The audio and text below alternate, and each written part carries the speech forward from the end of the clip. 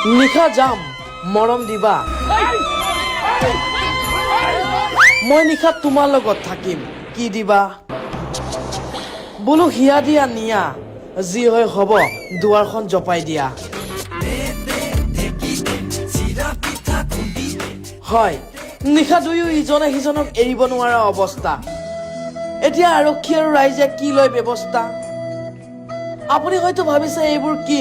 শুনিছো কি দেখিছো ৰব কাহিনী এতিয়াহে আৰম্ভ এই দৃশ্য চাওক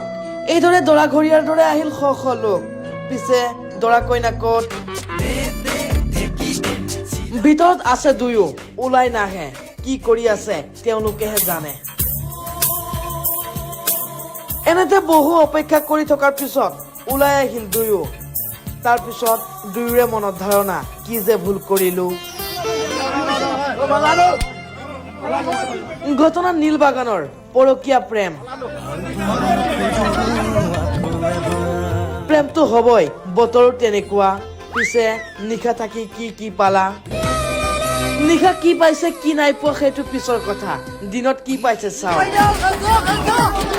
দেখিলে কেৱল চৰ আৰু ভুকু এতিয়া দুয়োটাৰে মনত ধাৰণা সঁচাকৈ আৰু এনেকুৱা নকৰো